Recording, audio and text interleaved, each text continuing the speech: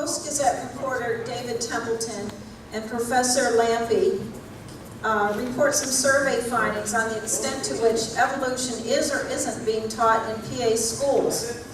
Thanks to the efforts of Professor Lampe, Duquesne University, a Catholic institution by the way, is home to the biggest and best Darwin Day celebration in the city, each year bringing in an internationally acclaimed researcher to give the Darwin Day lecture to hundreds.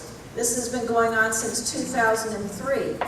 I've been attending Duquesne University's Darwin Day long before I became involved with atheism. To my knowledge, neither David Templeton nor Professor Lampe are in the atheist movement, but they are allies in many areas and leaders in the fight for science and reason. Interesting fact, at the last Darwin Day, the speaker happened to be the one legitimate researcher that Ken Ham had referenced in his debate with Bill Nye in an attempt to seem scientific.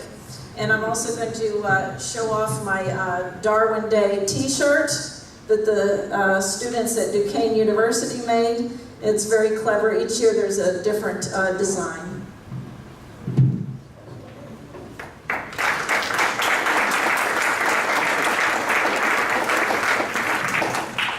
Thank you very much for the speaker, or the organizers for inviting David and I.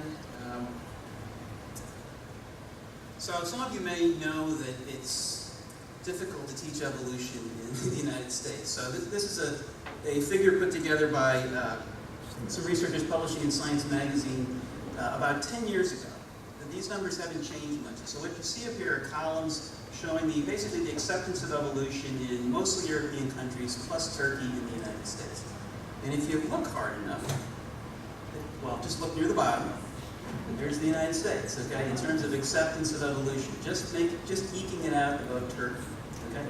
If you look at the top of this graph, what you notice are a bunch of nominally Catholic European countries, like France and Belgium and Spain, who were some of the more accepting countries in terms of the teaching of evolution. So what effect does this have on students in Pennsylvania and also the students that I teach at Duquesne University? Because what I teach there is ecology and evolution, and I teach a really large general biology class, and I teach the ecology and evolution section there. And so I'm teaching something like 400 to 600 students every spring. So before I talk about those data, I just want to give you a little history lesson about why it's so hard to teach evolution in the United States. So the entanglement of creationism in the public schools is a historical phenomenon that's been going on since about the beginning of the 20th century. So up until the turn of the century, in the teens, most children had gotten an 8th grade education, right? And as the country became more and more urban, you had a high school movement that caught on, and kids went now to high school. And when they went to high school, they began to learn biology. And those early biology textbooks had evolutionary biology in them.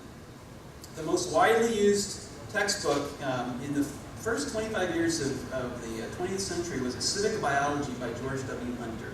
The edition that I'm showing you here comes from 1914. You didn't have the phenomenon we have nowadays where you have a new textbook edition every 3 years. Okay, they come into my office every 3 years peddling their wares, just so they can sell a new edition. But anyway, you have this textbook, and in that textbook, you have a nice series of fossils showing the evolution of horses. You have a little proto-phylogenetic tree here showing the relationships of organisms. And you also have, believe it or not, man's place in nature, okay, naming humans as primates, and a little section here on the evolution of man. Okay, so that's in high school textbooks at the beginning of the 20th century. Well, not surprisingly, when children bring this material home, especially to fundamentalist households, this material doesn't go over real well. And there is a sort of a wave of state laws passed banning the teaching of evolution, which leads in 1925 to the famous Scopes trial in Tennessee, where John Scopes teaches from that book, A Civic Biology, and he teaches the human evolution section. And he is arrested for that, and there is a show trial, basically, in a tiny town of Dayton, Tennessee. And in that trial, you have Clarence Darrow defending John Scopes on behalf of the brand new ACLU. And you have William Jennings Bryan coming in to help the state of Tennessee prosecute John Scopes. So John Scopes teaches this human evolution, and he goes to trial and he loses, okay? He lost. And if you go to Dayton, Tennessee, a little plaque outside the Rhea County Courthouse, make sure you know that he lost, okay? They are not happy about people like me coming down there to see the old evolution showcase. They definitely want you to know Scopes lost. But anyway, the case was overturned on a technicality because of the way the fine was doled out, and it was not appealed. And the ACLU was not happy about that because basically nothing happened to those old laws. The law banning the teaching of evolution stayed on the books. And the consequence of that was between 1925 and around 1960, the word evolution was systematically removed from high school textbooks.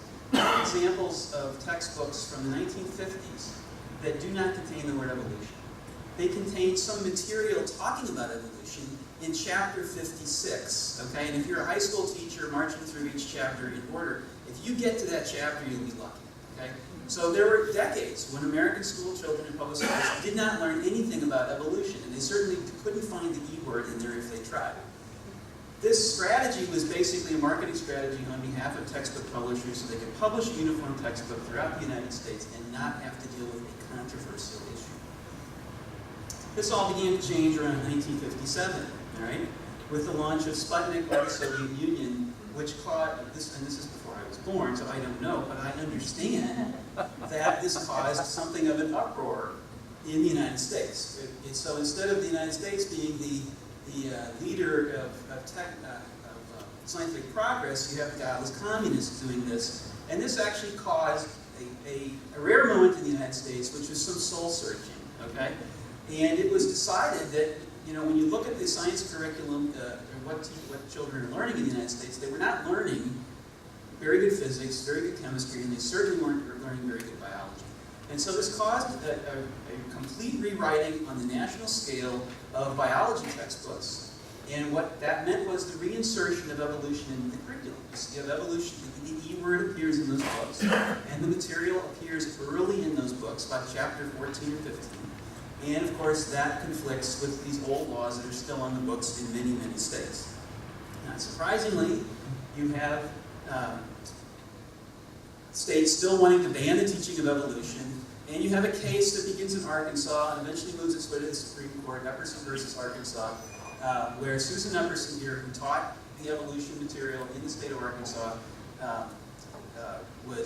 her case was upheld by the Supreme Court, and these state laws were overturned as being unconstitutional. So this idea that you can ban the teaching of evolution based on religious grounds is found to be unconstitutional. Okay, so that's the mid-60s. Well, in response to that, you have the rise of creation science. Okay, so if you can only teach science in the science classroom, well, then maybe one strategy would be to find a scientific basis for the Genesis creation stories. And as I said, you have this rise of this idea of creation science. Creation science is a direct reaction against the Epperson decision. And when you sort of look through the creation science textbooks, they actually make textbooks to be peddled to local school districts. What you find is a whole lot of stuff like flood geology, which is an attempt to explain the fossil record in terms of the flood that is recounted in Genesis. So the logic is, if creationism is scientific, then it can be taught in the science classroom, and therefore it should receive equal time with what they call evolution science. And there are laws that are passed in states stating that there should be equal time for these two ideas. So in response to Epperson, state legislators enact equal time, or sometimes what are called balanced treatment laws. Not surprisingly, some parents are offended by this idea and take these teacher and school districts to court. And in 1987, another Supreme Court case, Edwards versus Aguilar, finds that these equal time and balanced treatment ideas are illegal, because creation science is in fact not science. It is religion, and you can't teach that in a public school science classroom. So if creation science is really religion, and you can't ban the teaching of evolution, and you're a committed creationist, what do you do? Well, you de-emphasize the Bible, you don't mention Genesis, and you create a false controversy, and boom, intelligent design is born. Okay, so that's where that idea comes from. So intelligent design creationism, if you don't know, is not a new idea. It's a very, very old idea. is most directly tied to William Paley's idea of his famous idea, the story of the watchmaker analogy, but that idea is even older than that. Okay, so this is a very old idea. So that nature shows evidence of design. It's not random. Okay, that's hardly any news to anybody. So if there's design, there must be a designer, and these people claim that this is a valid scientific hypothesis and that they have evidence to support their hypothesis. Interestingly, unlike the old creation scientists who were mainly Bible school graduates, some of the people that are proponents of this actually have university degrees from respectable biology departments. They also, another caveat is they also claim not to know who the designer is. They're agnostic about that, but not really. So Pennsylvania turns out to be famous in intelligent design history. And I'm not going to dwell on this too much because I know the speakers following me will probably have a lot to say about this. Our senator advocated for this idea in the U.S. Senate, our former Senator Santorum. And one of our school districts in eastern Pennsylvania, the Dover Area School District, actually put the words intelligent design into the curriculum. So this is from 2004. If you look down here at the very bottom, this is the actual curriculum that was passed by the school board. Students will be made aware of gaps/problems in Darwin's theory and other theories of evolution, including, but not limited to, intelligent design. And the book that they were going to use to support that was this famous, notorious book now, of Pandas and People, which is sort of a little Bible for intelligent design. Not surprisingly, some parents objected to this. The case was brought to U.S. Federal District Court in eastern Pennsylvania, and it was struck down by Judge John Jones, who was a Darwin Day speaker in Duquesne in 2008. But that was also not appealed and didn't go anywhere, and that ruling only holds in the Eastern District of Pennsylvania. It's not a national decision. Okay? So efforts to teach creationism in public school continue, and if you pay attention to this sort of thing, and this is an occupational hazard for me, the little language that creeps up a lot is things like teach the controversy, or critical thinking, or choice, or academic freedom. All these are strategies that people use to try to convince lawmakers to insert some form of creationism into the public school curriculum. Okay? So none of that has gone away. So what does all that mean for students in Pennsylvania? Well, my exposure to them, of course, is not in high school. I get them in college. So I get them as freshmen. And before they even come to class, I give them a big survey to see what it is they know about evolution. And lately I've been adding a little section on climate change as well. So I'm going to show you just some data that I collected last spring on what my students know, or claim to know, about evolution. Okay, so what do Duquesne University freshmen know about evolution? So the first question here is, in high school we covered evolutionary biology in my biology course. 74% of my students report that they actually had some evolution. And that number, I've been doing this for a long time, that number has been creeping up, and I'm very pleased about that. So something mysterious is happening. Presumably they're following the state standards, which I would strongly recommend that they teach evolution. So my students are self-reporting that they actually got some evolution in high school. Well, how much? In high school we spent approximately 1, 2, 3 or more, or no days on this. And about half of them got 3 or more days of instruction in evolution, if they can remember back to the 9th grade. Okay, that's important. But you know, a large fraction of them really only get 2 or maybe even only 1 day, and then a bunch of them don't get any at all. Okay, one or 2 days is not very much time to spend on the most important concept in biology. Okay, yeah. But it's better than nothing. Right? Another question I ask them is just outright. There is evidence that leads us to conclude that evolution is a scientific fact, and a really, really large fraction of them agree with that. Okay, that's also good news. And then finally, I ask them, evolution is considered a theory because it is only the opinion of some scientists. There are other equally valid theories that can explain the same data, and there's mass confusion here. Okay? You know, it's a big bunch of them say, oh yeah, well it's only a theory, so that's okay. And that's mainly their misunderstanding of the word theory, and we clear that up very quickly. And so by the end, I give them exactly the same survey, and lots and lots of their confusion is patched up. I can tell you, though, anecdotally, that about 10% of them are really mad at me, okay? Because I think that they think Duquesne University is Bob Jones University or something, and that I'm going to teach them the Bible version, and that doesn't happen. And so they're really mad about that. But another really large fraction come up to me and tell me how glad they are that they got the unvarnished truth about evolution and that they didn't learn in high school necessarily, and that they didn't pull any punches with them. So I guess anecdotally what I have to tell you is that things are not necessarily as bad as they could be in the state of Pennsylvania. Okay, the state of Tennessee, not so much. The state of Louisiana, not so much. But in Pennsylvania, things are not terrible. But there's always room for improvement, and we shouldn't be letting our guard down. Now, David's going to tell you about what he knows about what the high school teachers teach in the high school classroom.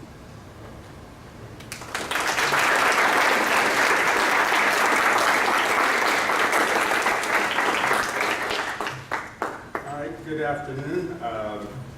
I appreciate the invitation because I am atheist, proudly so. I am a Science and Health reporter for the Pittsburgh Post-Gazette, and in April 2013, I don't know if we could just, I did a story, I'm not even sure if I need to. Okay, I did this story on is evolution the missing link in Pennsylvania public high schools. It's all about the teaching of evolution. Now, I have to tell you that you see 3 likes. Previously, this is after we redid our online, it was upward of 3,000 likes. But like a creationist, I can make that claim, but I can't prove it. What we did was we did a survey of teachers statewide. We did get 106 responses, and that was part of the story. And the story began by talking to Dr. Lampe here, and he was the one that mentioned that a lot of students come in completely confused about evolution or not believing it. So we did a story, and I led with a student who was talking about her childhood and being told evolution was wrong. High school, her teacher says no, and she comes to biology class thinking, evolution is not real. And so I talk about her then learning, and she wants to go to medicine, and she does learn, and she's happy she came to Duquesne to learn this. And so my beginning point is her experience represents the ill-kept secret about public school biology classes nationwide, that evolution often isn't taught robustly, if at all.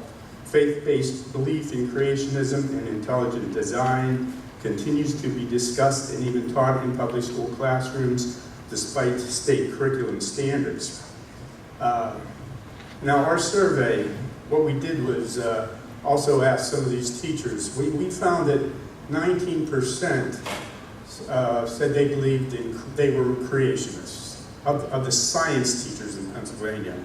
They could answer yes to several, do you believe in evolution? Are you a creationist? Do you believe in creationism? Do you believe in intelligent design? 13% said they believed in intelligent design. Less than 90%, 89.5%, said that they believed in evolution. These are our science teachers in high school, in public schools.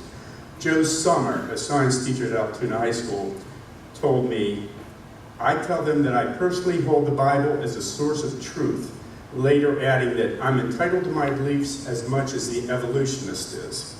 And then we also had an Indiana County science teacher say that most parents and officials do not want evolution crammed into their children. They have serious philosophical religious issues with public schools dictating to their students how to interpret the origin of life. It's almost as if, it's almost as if studying cosmology you don't agree with gravity. It's bizarre, but it's what's really happening out there. And of course, we got another teacher accusing the Post-Gazette of conducting a witch hunt to identify and punish teachers who believe in creationism. So that led me to Cornerstone Ministries in Murraysville. the Reverend Don Chapman there was teaching a series of 6 origin lectures. And this is I hesitate to call it fundamentalist or evangelistic church, but it's, multimedia, auditorium style preaching. And he was drawing, I counted the chairs, about 1,000 chairs there. He was drawing 800 to 900 people per lecture. And if you could see what he said has behind him, Darwin was not a very nice man. A lot of it was focused on Darwin's personality, claiming he hated women, he was a pedophile, those kinds of things. And then he had a lot of Discovery Institute scientists coming in to undercut evolution, to applause and hallelujahs throughout the night. He said at the end that we totally lost our influence in public schools, which have lost their calling. I want to take our schools back and build a base of knowledge because we have a battle ahead. And we're not going to get mad. We are going to get busy. I'll come back to that point later. Now, that effort is underway, getting busy, because as Dr. Lampe mentioned, Tennessee and Louisiana already have academic freedom laws. Those are laws that do not punish a teacher for saying what that particular teacher wants to say, wants to believe, wants to tell students in the classroom. In other words, you can't be punished for teaching creationism. And what we found out during our little episode, I went to Cornerstone twice to take this in, that this effort is getting underway here in Pennsylvania. Let me find where I am here. So during the question and answer period after the lectures ended, he had Rick Saccone, a state legislator, Republican state legislator from Elizabeth, PA, Allegheny County. He was going to support an academic freedom bill. There's also a Stephen Bloom from Cumberland County who's been trying to generate this kind of thing as well. But the Pennsylvania Family Institute also was at these origin lectures, also pushing for a bill. And a teacher in the audience, they didn't raise their hand to talk, they sent little messages, questions. And one teacher, she said she's a teacher, she wanted to know how can she teach creationism and not get in trouble. And by the way, I did see several principals and some other teachers at these lectures. And he says, and this is what he told the crowd, there's a lot that a teacher can get away with in the classroom if you do it wisely and gently. If you do it professionally, they would be hard-pressed to take action against you. So, in other words, if you're carefully break the law, there won't be any repercussions. And I don't know of any teacher who's ever been sanctioned for mentioning, talking, or even teaching creationism. So this is a national issue. Every year Gallup Polls does a poll on the belief in evolution. The good news is that in the past, since the beginning of the century, you've seen the number of people who say, I believe in evolution, go up from 9% to 19%. And you've seen the people who either believe in creationism or God-guided evolution has fallen from about 87% down to 73%. The trending is good, but you still have this differential of 73% versus 19%. And so what I would say is that keep an eye out for the academic freedom issue that likely will occur in Pennsylvania due to Mr. Saccone or Mr. Bloom's efforts and they'll try to get this going. And you might go back to what Dr. Chapman said. Don't believe what he says, but you can certainly take his strategy. Don't get mad, get busy. Thank you.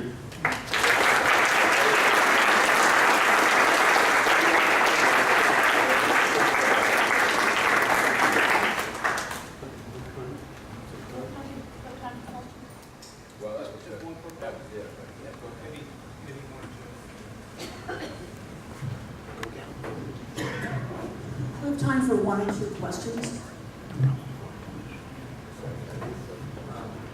Hello. I attended a school in Delaware County, Pennsylvania, back in the late 70s, early 80s.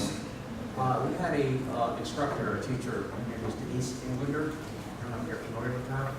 She taught a course, an elective course called Early Man in Aurora High School. Later in the 90s, she was penalized somehow because it was determined that she was an atheist and she was exposed as an atheist. I just wanted to find out if anybody knew about this. Wow. That's unbelievable. Well, let me just answer this way. A lot of the teachers who do believe in evolution don't teach it, simply out of fear. That they say when they do teach it, some of the kids complain, or sometimes they get backlash from parents coming in afterwards. Don't you dare teach my kid this. You sometimes get school board or principals who come and sanction or tell the teacher not to teach. So there's a battle there. It's not being taught. It's not that it's not being taught. 90% who believe in evolution do talk about it. As Dr. Lampe said, it's being taught to some degree. But again, when the very foundation of the whole topic is evolution, and you get 2 to 3 days on it, it just makes no sense, and it really explains why America is failing our science students. This was actually an elective course for the whole year. Yeah. Okay. No, I never heard. So are you guys familiar with the Creation Science Fellowship of Pittsburgh? They put on the International Conference of Creationism every 4 years here. It used to be at Duquesne University, then Duquesne University found out about what they were about, and they moved to Geneva College. So my parents actually run the bookstore for ICC and are board members on Creation Science Fellowship. And yes, it's a long story as to why I'm here. But the Origins talks at Cornerstones were sponsored by Creation Science Fellowship, and my dad was actually driving the speakers from Pittsburgh Airport to there. So I got to sit in the back seat, and Stuart Chandler. Yeah. So yeah, Stuart and Lori Chandler. They're on csfpittsburgh.com. And they do. The International Conference on Creationism tries to give it a scientific background to that, and it's interesting looking at what they claim is science and papers and peer-reviewed there, and then comparing it to actually peer-reviewed stuff I read online. But yeah, I was just wondering if you guys were familiar with that, given that this is sort of an area that, yeah. I knew about that. Those meetings were held before I got to Duquesne. So I only know that from the older faculty. But I have heard of that, and this whole movement of creation science that I talked about is still active. The Institute for Creation Research still exists. They have a museum in California, which is free. You don't have to pay for that one like you have to pay for Can-Am. So if you ever get to San Diego, go see the Institute for Creation Research Museum. You get to see it in the flesh. So yeah, thank you.